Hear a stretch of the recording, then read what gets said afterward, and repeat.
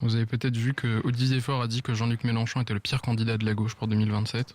Bonjour et bienvenue dans mon exposé. Pourquoi Olivier Faure est le candidat idéal pour la gauche de 2027 des élections du président de la France.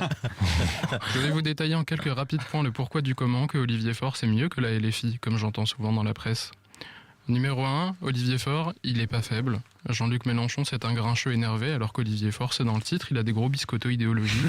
Et il est solide sur tous ses appuis, comme un gymnaste professionnel, afin de s'auto-sucer en disant que le PS, c'est mieux que LFI. Alors que Jean-Luc Mélenchon, il est tout rigide, et en plus, des fois, il fronce les sourcils en disant que la République, c'est lui, alors qu'on le sait, c'est pas lui. La République, c'est nous. Numéro 2, Olivier Faure, il est comme François Hollande. Il représente bien le peuple parce qu'il a pas de charisme. Comme nous, il a du mal à faire des phrases correctes quand on le met en difficulté. Comme nous, il a du mal à parler devant la caméra. Et comme nous, des fois, il reprend des lentilles à la cantine alors qu'il se dit « Oh, c'est pas tellement bon, mais en même temps, j'ai drôlement faim. Et puis, il y a encore pas de fromage et puis il y a pas de dessert. » Olivier Faure, il est comme nous, il a faim et il est un peu déçu par sa vie, mais il continue. On sait jamais. Numéro 3, Olivier Faure, il est à la tête d'un vrai parti. De la SFIO au Parti Socialiste, il a une histoire, un vécu, des traditions qui peut-être incluent le fait de trahir, mais personne n'a dit que toutes les traditions, elles étaient bonnes. Vivre avec une histoire, c'est faire des compromis. Alors que Jean-Luc Mélenchon, il fait de compromis avec personne, il fait rien qu'à être fier comme Bartaba, alors que son parti, il a l'âge moyen des joueurs de Fortnite. Olivier Fortnite.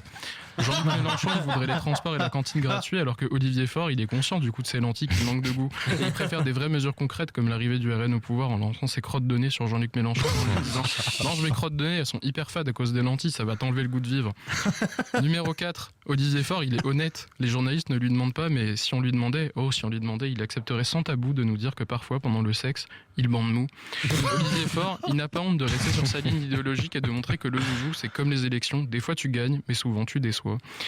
Et quand, depuis la chaise tout indiquée, il regarde sa femme prendre du plaisir après l'avoir quittée parce qu'elle en avait marre qu'il ne lui donne aucun plaisir, non.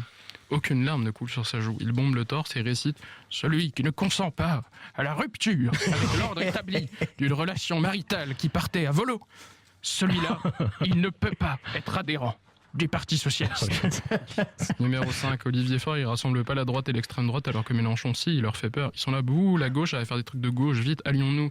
Alors que Olivier Faure, il fait peur à personne. Et il rassemble personne, c'est comme un concert de C. Jérôme. Déjà parce qu'il est ringard, mais surtout parce qu'il est mort. En conclusion, je dirais qu'Olivier Faure, c'est le meilleur candidat que la gauche peut présenter en 2027 si le but des élections, c'est d'être comme un BN dans une poche de manteau, tout mou et pas très bon.